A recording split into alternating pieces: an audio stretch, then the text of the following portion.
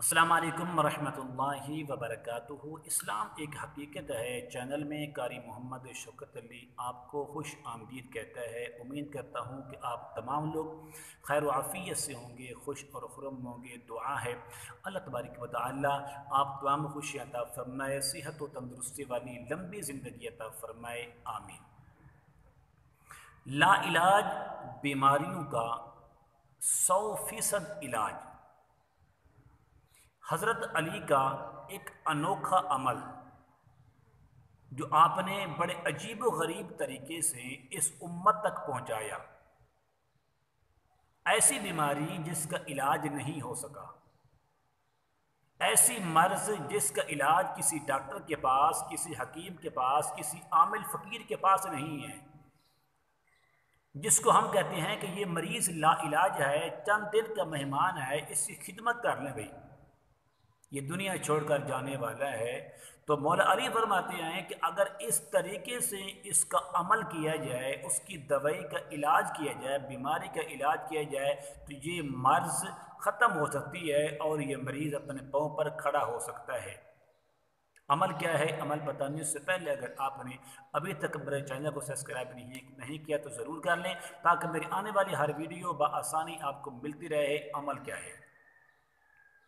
मौला अली फरमाते हैं कि जब मियाँ और बीवी की शादी होती है तो शादी की पहली रात मर्द अपनी बीवी को हक के महर अदा करता है। अगर वो बीवी उससे नकदी वो हक महर लेकर वापस अपने शोहर को दे दे और साथ ये भी कह दे कि मैंने तुझे माफ़ कर दिया,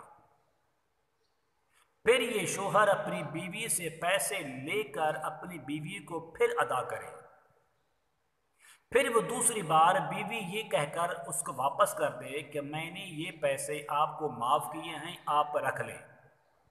मर्द फिर वो तीसरी बार इन्हीं पैसों को अपनी बीवी का हक बाहर अदा करते हुए उसके हवाले कर दे, फिर वो बीवी अपने शोहर से पैसे लेकर ये कहकर वापस कर दे कि मैंने अपना हक महर आपको माफ़ कर दिया है, लिहाजा आप वसूल कर लें।